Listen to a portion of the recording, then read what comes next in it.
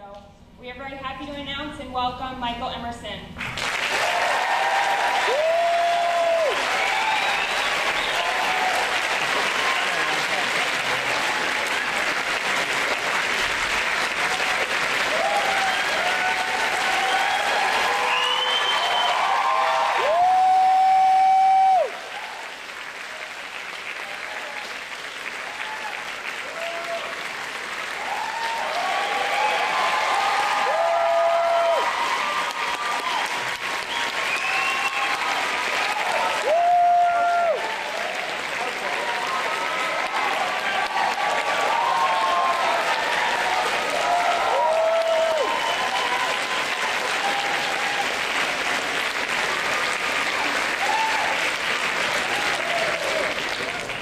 Thank you. Now I'm completely off rhythm. What are we to do? Thank you, Amy. I like her so much. Her glasses are attractive. Thank you so much for that ridiculously robust round of applause. You may have mistaken me for someone else. So glad to be here. Thank you so much. Special thanks to Michael Nolf and his whole team, who have been hosts to us today. Great job. Most gracious hospitality. And the Student Entertainment Committee. Good job. And break a leg to Dominic in the booth. Hope it goes well. We'll see. Your campus is really beautiful here. I find it romantic and a little bit haunted. It must be a great place to pursue your education and whatever else you're pursuing. To all of you who are losties, I say namaste. Show of hands, how many of you have seen that show? Has anyone never seen Lost? Get out! Oh my goodness, what are we going to do with you?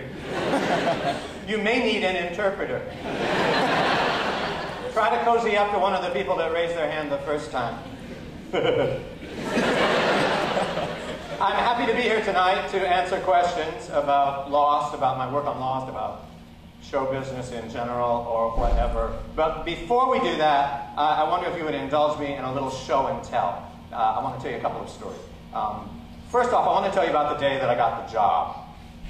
It was December of 2005, and my wife, Carrie Preston, and I were sitting at Uncle Vanya's Russian restaurant on West 54th Street in Manhattan.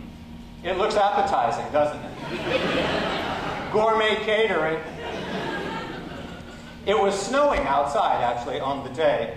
My cell phone rang, and it was Damon Lindelof and Carlton Cuse, who are the head writers and executive producers of Lost. And they were calling me to offer me a guest spot on their show, a character they were calling Henry Gale.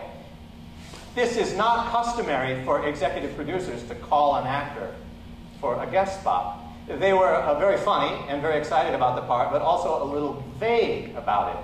I said, yeah, sounds great, because that's what you say when Hollywood producers call you and offer you a part on a TV show, especially one that shoots in Hawaii, especially in the winter time.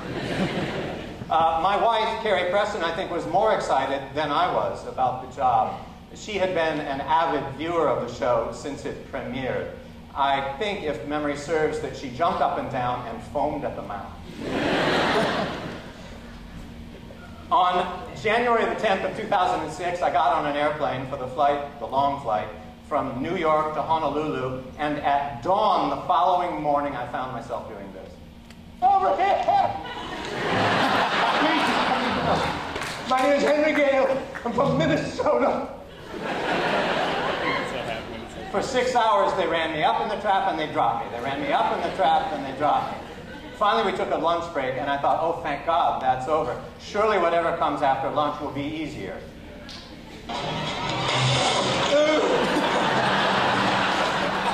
It wasn't. The running, the falling, the running, the falling.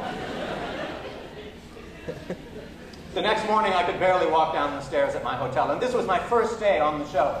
Before I left, you are going to have success in your field, but you have to wait another 21 years to get there. don't know what I would have said. It certainly wasn't what I expected. I know it seemed like it was a long wait, and I guess I was disappointed or discouraged at times, but it wasn't so bad once I figured out what it was I was supposed to do in my life. Once I figured out that I was supposed to be an actor, everything really got quite simple. I just had to accept that I was on a different timetable from everybody else. It wasn't necessarily a worse timetable, it was just different. And there was nothing for me to do but be patient and steady and keep practicing. And sometimes while you're waiting and practicing, something wonderful and unexpected happens in your life. This is my wife, Carrie Preston, but you probably know her better looking like this. She plays Arlene on True Blood on HBO. I met Carrie Preston when I was at grad school at the Alabama Shakespeare Festival. She came down from New York to play Ophelia in a big production of Hamlet that we did. I was playing Guildenstern. The thing I loved about her first was her voice.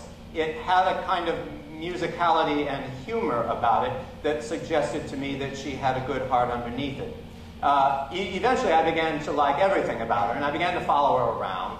And then I guess that she decided that she liked me all right, so she followed me around, and then we ended up just going around a lot together.